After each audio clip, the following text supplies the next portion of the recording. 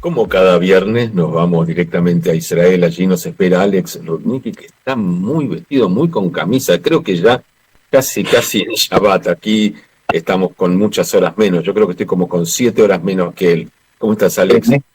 Hola, ¿qué tal, Dani? Creo que sí, estás donde estás, creo que en este momento son 7 y con Argentina creo que son 6, ¿no?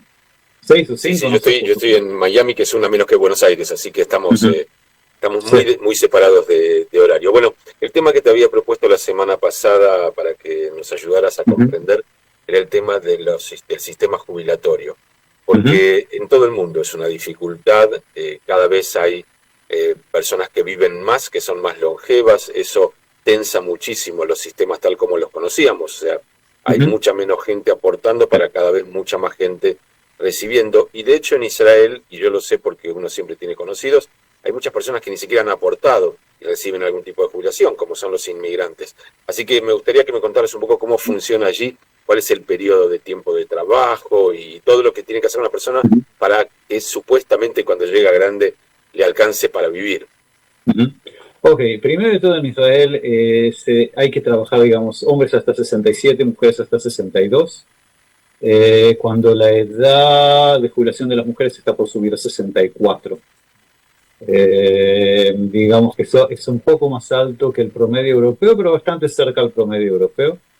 Ya se empezó a hablar acá también a subir la edad de jubilación masculina a los 70 ya, que es algo que también se está viendo cada vez más, porque la verdad, como dijiste antes, hay menos gente que está trabajando y aportando para que la gente pueda seguir, digamos, jubilándose y que haya dinero para pagarle la jubilación. En la En Argentina, Israel, te cuento, son 65 para los hombres, 60 para las mujeres, y cada vez que lo querés modificar, está ya un escándalo. lo mismo que pasó en Francia o en Grecia en su momento, que en Grecia lo querían subir de 60 a 65 y la cantidad de paros que hubo ahí fue algo increíble. Creo que al final sí lo hicieron y en Francia también llegaron ya a 65. Pero digamos en Dinamarca, si no me equivoco, es 67. Entonces, en gran parte de Europa es hoy en día 67. Hay que pensar que la verdad que el sistema de jubilación es un sistema que es bastante nuevo.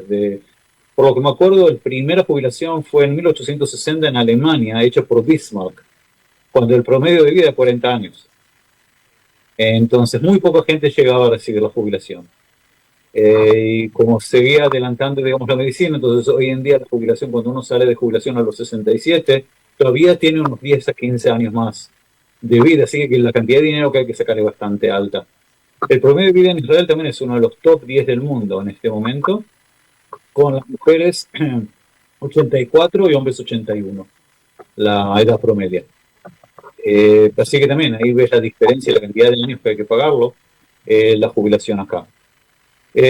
Por eso, primero de todo, hay un tipo de pago gubernamental para jubilados. Eso existe acá, es muy bajo, no alcanza para vivir en este momento, debe estar para una persona sola alrededor de los $700 al mes y para una pareja un poco más de 1.000. Cosa que acá en Israel no alcanza para nada. Se dice que, digamos, en la zona de Tel Aviv, ya sé que acá es mucho más caro que en cualquier otra parte de Israel, pero el costo de vida para una persona que vive solo jubilado es alrededor de $5.000 al mes. Ya tenés que, Bueno, si querés, hay una diferencia que yo percibo por lo que hemos hablado en otras charlas, y es que hay mucha más gente aportando de lo que va en la Argentina, porque cuando hablábamos de la informalidad del trabajo en la Argentina, estamos hablando de gente que no tiene derechos, pero que tampoco aporta al sistema. acá cambió todo en el 2008, hubo una nueva legislación que hicieron jubilación obligatoria. Entonces, cada empleado, y no importa dónde trabaja, la empresa y el empleado tienen que pagar jubilación. Si no lo pagan, ya es un problema que ya, la verdad que es contra la ley. La ley acá tenés que aportar, si no me equivoco, es alrededor de un 15% cuando el empleado aporta 6 y la empresa un 9. Más o menos, eso es lo que hay que hacer. Y eso hay que hacerlo desde la edad de 21 años. No importa dónde trabajas. Si sos self-employed, entonces también ahí tenés que pagar y tenés que pagar menos porque vos solamente la persona lo aporta. Entonces hay que pagar un 12%, también según cuál es el salario, pero en general ese sería más o menos el porcentaje. Entonces ahora la gente ya tiene más.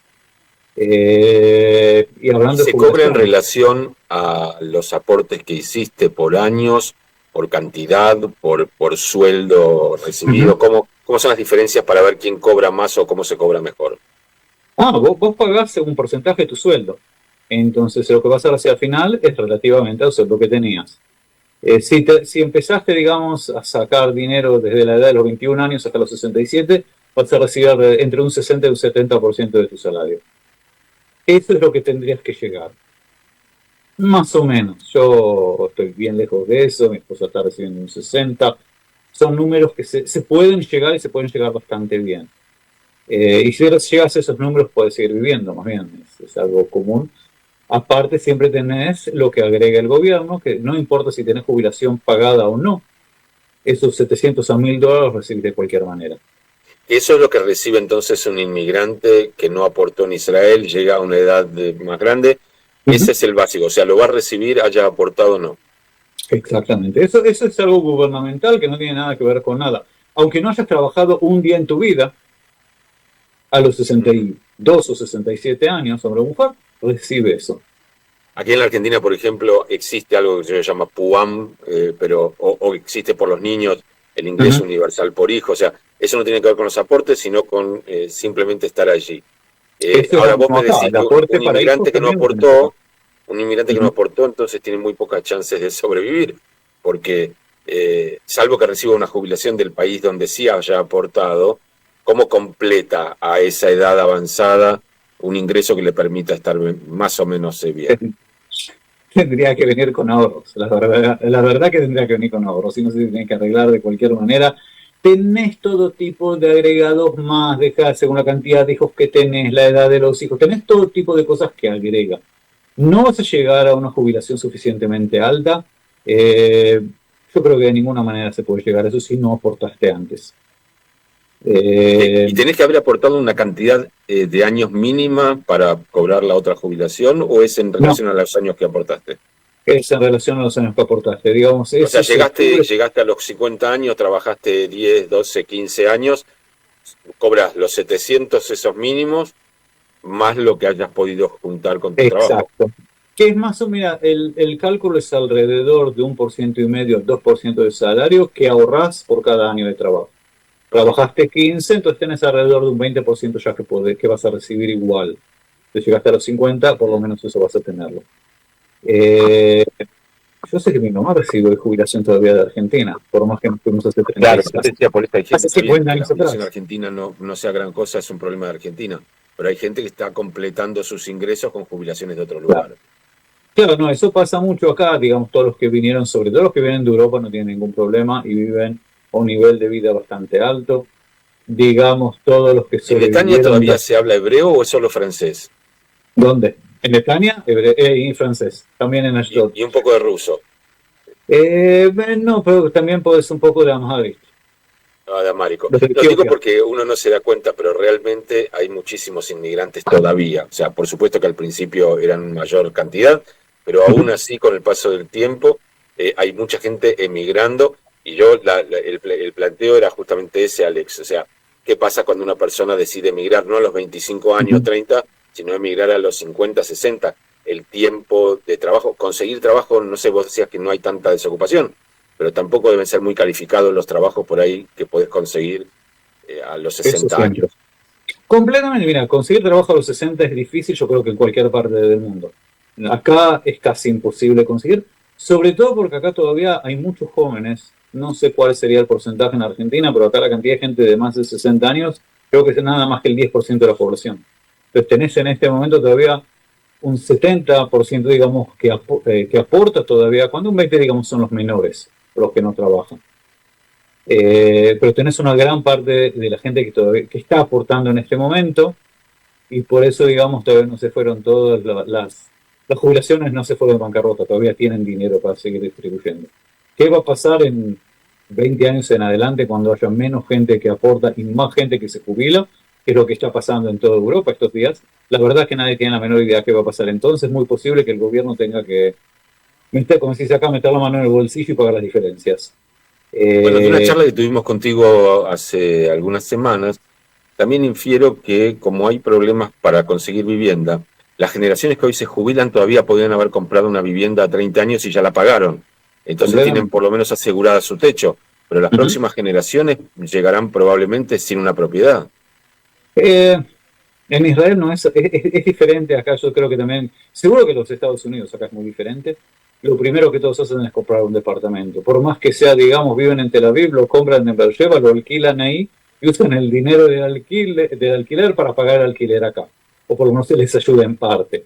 Entonces siempre tienen algo para manejarse siempre hay, si estamos hablando de los jóvenes. El problema, como dijiste, es el de los mayores. Pero hoy en día, primero de todo, la Aliyá hoy en día es mucho más chica, digamos, que en los años 90.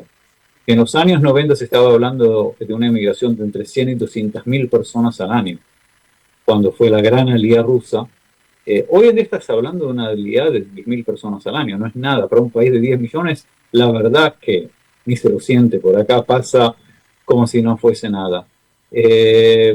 Justo ahora los precios por primera vez los precios de los departamentos están bajando, por primera vez desde el principio de los años 90. Y está bajando porque en el momento del gobierno de Bennett, hace 3 años atrás, se empezó una gran cantidad de construcciones que terminó justo ahora. Entonces, en este momento hay más de 80.000 departamentos nuevos que no se vendieron. Entonces, la primera vez que hay de sobra, cuando siempre faltaba, es la primera vez que hay de sobra. ¿Y eso baja los precios un poco? Tendría. Debería, por eso. Se ve todo tipo de manipulaciones. Si hay más oferta que demanda, debiera bajar el precio. Completamente, pero entonces lo que están haciendo para que el precio no baje es te dan todo tiempo, digamos, de regalos. Si compras un departamento en Tel Aviv, te dan $500,000 shekelim para comprar muebles. Te dan una hipoteca que no tenés que pagarla los primeros 7, 8 años y que no con 0 interés. Entonces, esas son cosas que sí bajan el precio, ¿no? No lo ves como bajada de precio, pero es una verdadera baja de precio. Es un reintegro a lo que estás pagando por una propiedad, te están devolviendo en algún tipo de servicio o de bien una parte. Pensando en esto, ¿no? La salud para las personas jubiladas, porque cuando vos estás trabajando, parte la aportás con tu trabajo. Completamente, pero el que llegó, digamos, acá a los 50, 60 años, a la edad de 50, 60, aporta lo que puede todo el tiempo que trabaja, pero está cubierto por toda la vida. El sistema, digamos, de salud nacional o gubernamental, no sé, es como llamarlo, te cubre de cualquier manera, pagues o no pagues. Eso está cubierto, es una cobertura, digamos, completa para toda la gente que vive acá. Entonces, una persona que llega a Israel, no importa la edad que sea, si necesita ir a un hospital, si tiene que pasar una operación, ¿no? Puede hacerlo. Bien. Claro. Y es el mismo hospital donde se tratan todos. Digo porque nosotros estamos convencidos y conocemos en Argentina que depende qué barrio, depende qué ciudad, depende qué trabajo tenías, depende tu obra social, si vas a conseguir un turno al mes, a los 2 meses o nunca. Acá también pasa lo mismo. Acá también eso pasa. Pero para todos. Pero sabés que la diferencia sería según dónde vivís. En el norte o en el sur tenés que esperar más que en el centro porque hay más médicos y hay más hospitales por acá. Entonces acá tenés que esperar menos. Siempre, si tuviste un buen trabajo, entonces tenés las coberturas extras que no son parte del programa nacional.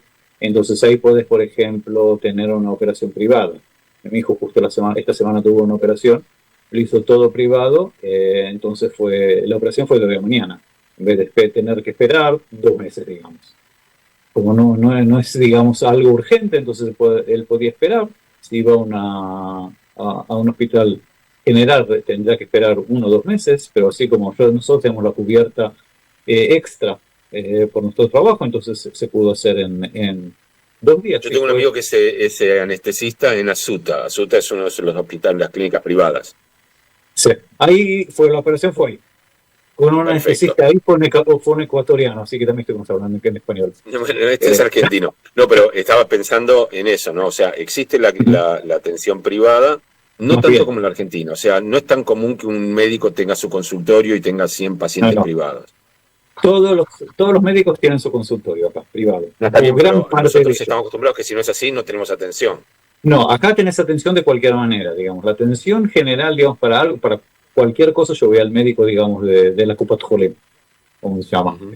Y no tengo ningún problema. Si quiero algo más específico, muchas veces sí, iría por, digamos, el seguro privado que tengo, para poder hacerlo más rápido, no para poder hacerlo. Lo hubiese hecho de cualquier manera, pero si quiero que sea el jefe de, digamos, de lo que sea en endocrinología, entonces Va a iría haber que privado pagarlo siempre. aparte.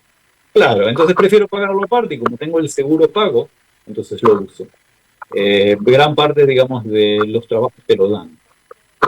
Te dan una cobertura adicional, eh, por los seguros. Es algo que es muy común acá. Y Sería todo, por ejemplo. un beneficio laboral. Una Exacto. razón por la cual vos elegirías un trabajo y no otro son los No, no beneficios que te pueden dar el en seguro. Israel no es algo que te va a decidir elegirlo, no es como digamos en los Estados Unidos el 401k, Ok. es diferente que eso. Porque máximo lo pagás privado, ¿te cuesta qué? Te va a costar $25 al mes ese tipo de seguro, $50 al mes por persona.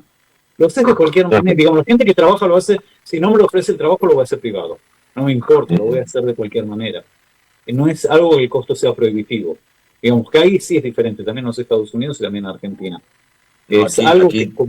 vas a la guardia y no tenías mucho y te llega una cuenta de $500, $1000 por nada. Acá no eso no te va a llegar de ninguna manera. Si vas a la guardia, entonces ahí no te van a cobrar nada, pero nada. El famoso Tofe Shuvaiser, que me imagino lo conoces todavía de tu época acá en Israel, es algo que te permite ir, que digamos, donde estás asegurado, te permite ir a la guardia y no pagar nada. También ahí, por más que digamos, si llegás y no tenías que haber llegado a la guardia, puede ser que te pidan, y ahí vas al de seguro y te lo va a pagar. Okay. Pero si es algo, digamos, te rompiste algo, tenés fiebre ya alcanza para que no tengas que pagarlo. Entonces hay cosas que sí permiten, te pueden pagar, te pueden cobrar, pero al final casi nunca pasa. Así que eso, Me quedó la duda también, ya que estamos hablando de esto, del tema medicamentos. O sea, ¿hay una cobertura de medicamentos o los medicamentos se compran con el dinero de tu bolsillo, te alcance o no te alcance? no. Hay cobertura, digamos, sería un 95% de los medicamentos están cubiertos. Tenés que pagar, digamos, algo mínimo, sería entre un shekel y 5 shekels por medicina, y por 3 meses, digamos, pagas un shekel. No digamos, por píldora o por lo que sea. Entonces, sí, tenés que pagar algo, pero es algo mínimo en general. Muy poca gente no se puede dar el gusto de comprar medicamentos que necesita. Estamos Pasa, hablando de un no es que shekel, no. 5 shekels, o una cobertura por 25 shekels, que es lo que vale un shawarma en la calle, más o menos. No, hoy en día la shawarma en la calle sale 60 ya. Hace 60, mucho ok, que te no, pero fuiste, digo, hace la mucho que no comparación pasaste por acá. es una comida, no es algo que alguien no puede pagar. No, hay gente que no puede pagarlo. Otra vez estamos hablando de gente que llevó mayor a Israel y no tiene ahorros, entonces ellos sí tienen problemas. Pero digamos otra vez, estamos hablando en la zona de Tel Aviv, gente, digamos, de nuestra edad o más jóvenes no tienen ningún problema en pagarlo. Es algo que lo tenés cubierto también. Las coberturas privadas, tenés medicinas que hoy en día, por ejemplo, todavía no están en el bolso de medicamentos aprobados, entonces también lo tenés pago por esa parte. Digamos, hay todo tipo, digamos, de tratamientos a cáncer o cosas así, que no están todavía aprobados, pero digamos, el seguro, si tienes un seguro privado, te lo paga. Entonces ahí no tenés que pagar nada. También por cosas nuevas que todavía no están aprobadas. Cada año acá hay lo que se llama, es una mesa que decide cuántos medicamentos nuevos entran al bolso. Entonces cada año ponen una cantidad que sería varios cientos de millones de shekalim agregados que se agregan al bolso que ya existe. Entonces el costo es un costo mínimo. Bien, Digamos, yo me voy acordando de cosas. Hay algo que es muy común en Israel, que no es tan común en la Argentina, que son edificios donde vive gente mayor, jubilada, que tienen su habitación con una cocinita, pero que tienen servicios. Nosotros en la Argentina estamos más acostumbrados a lo que llamamos clínica geriátrica, que son otros sería lo timbres, ¿no? mismo. Uh-huh. Sí, pero te da la sensación de más individualidad, digamos, no es una habitación de hospital. Son pequeños departamentitos Sí. y que yo qué. Eso, por ejemplo, el jubilado, ¿cómo lo paga? ¿Cuánto le cuesta? Tiene que tener dinero, si no, no lo puede pagar. Y Por eso, si no, no es puede. carísimo. Carísimo. Mira, en general en Israel, por más que lo conoces y existe eso, la cantidad de gente que entra a ese tipo de lugares es alrededor de 1%. Hay muy pocas camas, hasta faltan camas en eso, y se buscan, digamos, ese tipo de habitaciones. Están construyendo ese tipo de casas. En este momento yo conozco por lo menos uno en Givatayim, uno en Tel Aviv, nuevos, con cientos de habitaciones, no una o 200 de habitaciones, y eso siempre hace falta y cada vez hace falta más bien. Pero me imagino que en un lugar donde es tan cara la propiedad, alguien debe decir, ¿por qué voy a hacer esto si puedo vender un departamento en algunos millones de dólares? No, pero muchas veces lo que se hace, y es lo que están dando, es lo que se llama la hipoteca al revés. Entonces pones como para pago de la estadía en ese tipo de hospital, digamos, de hospital geriátrico, pones el departamento y recibís lo que al final, digamos, cuando falleces, la familia recibe lo que queda de ese departamento. Porque el costo inicial de ese tipo de cosas está en los números de los cientos de miles de dólares para empezar. Y tenés que pagar unos $3,000 a $5,000 al mes. Son números gigantes. La verdad que muy poca gente puede pagarlo. Eso yo sé que es diferente. No existe algo acá que es gubernamental a un precio bajo. Digamos, tenés nivel más alto, nivel más bajo, pero sigue siendo muy caro, no importa el nivel, porque no hay suficiente. Entonces eso es algo que sí todavía no está suficiente, no existe suficiente, pero yo creo que no existe en ninguna parte del mundo. Yo conozco en Inglaterra que también faltan y no hay suficientes y la familia se tiene que arreglar. Pero acá, digamos, a alguna edad podés ya recibir lo que se llama ayuda externa. Entonces, digamos, a alguna edad podés pedir que el gobierno pague en parte, por lo menos, de ayuda en casa. Que venga una enfermera o que venga alguien, un fisioterapista, puede decir, que te vengan a ayudar a casa. Y eso es algo que puedes recibirlo, y eso sí está pago por el gobierno. Pero te tenés que quedarte en casa. Si salís de casa ya es otra cosa y los precios son completamente diferentes. Pero digo, mi suegro, que él tiene 91 años y ya tiene 84, viven solos, no piensan ni siquiera se les va a ocurrir pasar a un tipo de habitación así geriátrico, porque ellos quieren seguir viviendo solos y no quieren que nadie se les meta. Y pueden tener una persona casi, creo que completa, durante todo el día, que hasta duerme en la casa de ellos para mantenerlos, si necesitan ayuda al baño, ¿sabes? Salir caminando también, entonces que los acompañen a cualquier parte y no quieren recibirlo. Pero ellos pueden pedirlo y recibirlo gratuitamente, hoy en día. Que también es algo que creo que en Argentina no existe, en los Estados Unidos seguro. Creo que en Europa, en algunos países sí existe. Pero eso acá está de una manera mucho mejor, creo, que en otras partes. Bueno, creo que hemos dado una vuelta por todo lo que significan las jubilaciones. No, bueno, a nuestra edad, Alex, tenemos que empezar a pensar. Estamos acercando. Claro, estamos pidiendo pistas para aterrizar. O sea, y en Argentina, por ejemplo, Lili, que fue nuestra compañera también, Lili ya está jubilada. O sea, mi mujer a los 60 está jubilada. Wow. Y bueno, y yo tengo una esposa jubilada, hay que decirlo así. Mira, mi esposa se jubiló a los 55. Bueno, los docentes se jubilan antes, pero digo, no es un tema ajeno, y especialmente yo lo pensaba en función de quienes emigran, porque suponete que una familia joven emigra y quiere traer a sus padres. Bueno, hay que tener en cuenta cómo va a ser la atención médica, dónde van a poder vivir, para qué les va a alcanzar, porque bueno, ellos van a tener que trabajar para mantener su vida, pues sus hijos, y uno quiere pensar, ya hacer al día a nuestra edad es más complejo. Suponete que se puede, pero bueno, uno ya va sabiendo que no. Bueno, conozco mucha gente que a nuestra edad está llegando y cuida personas, o da alguna clase particular, no sé si tiene alguna habilidad enseña castellano para la gente, para los chicos que antes de viajar a hacer el viaje a Latinoamérica después del ejército, sí. tienen que aprender. Si tenés alguna habilidad artística, podés dar alguna clase de cerámica o de pintura o de escritura. Pero la verdad de la historia es que es un tema importante, especialmente porque Israel es un país caro. No es un país. Es muy caro como país, es uno de los países más caros hoy en día del mundo. Tel Aviv está entre las top 10 ciudades del mundo como cara, pero ya hace muchos años que está ahí, seguro, pero el nivel de vida acá también es mucho más alto que en otras partes, digamos que compararlo hasta que sea Buenos Aires, tenés que compararlo también a Miami. El nivel de vida acá es muy alto. La gente anda, es también como también en Buenos Aires o en España, tratar de encontrar un restaurante, una mesa en un restaurante, un día de semana a las 9 de la noche. No vas a conseguirlo. Si un viernes tenés que pedirlo 3, 4 semanas de antemano. Son cosas que también, por más que nosotros nos quejamos del costo de vida acá, que es muy alto, la gente sigue viviendo.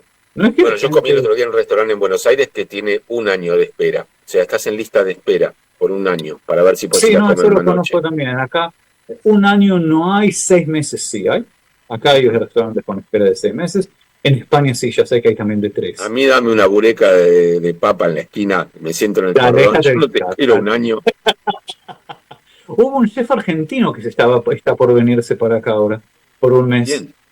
No me acuerdo el nombre, pero un chef argentino que estaba planeado a venir, no sé qué pasó con la guerra con Irán y esas cosas, no sé qué pasó, pero tenía que venir un chef que tiene un Michelin, que tenía que venirse acá por un par de semanas, 1 mes, para cocinar acá en varios restaurantes, cada vez pasaba a otro lado, y hasta pensé hasta comprarle, la verdad, y pedir una mesa de antemano exactamente para eso. Pero al final no sé qué pasó. La verdad que tengo que Yo lo único que tengo de Michelin son los rollitos del muñeco. Más que eso, Michelin no tengo. Bueno, vamos a seguir hablando la semana que viene de cosas de la sociedad israelí, que son las de todos los días, que no son no son la guerra. Uno de los temas que podemos tratar en algún momento es justamente cómo impacta, pensé en las viviendas, ¿no? La cantidad de gente que ha quedado sin vivienda, quién se hace cargo, cómo son los temas de los seguros. Porque en Argentina vos sacás un seguro y te dice, pero no cubre un tema de terrorismo ni de guerra, claro, porque son improbables y en Israel no puede haber un seguro. Cubre. El seguro no está bien, no pero digo, cubre. ¿qué hace una persona que le cayó un misil en su casa? ¿Cómo vive? ¿Cómo se recupera? ¿Cómo vuelve a conseguir? Bueno, por ahí lo dejamos para la semana que viene. ¿Te parece? Seguro. Abrazo grande, Alex. Dale, un abrazo.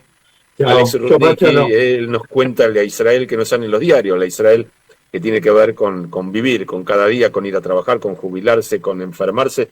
Nosotros vamos a seguir en el Coffee Break, son las 11 de la mañana, 11 de la mañana acá, 12 del mediodía allí en Buenos Aires.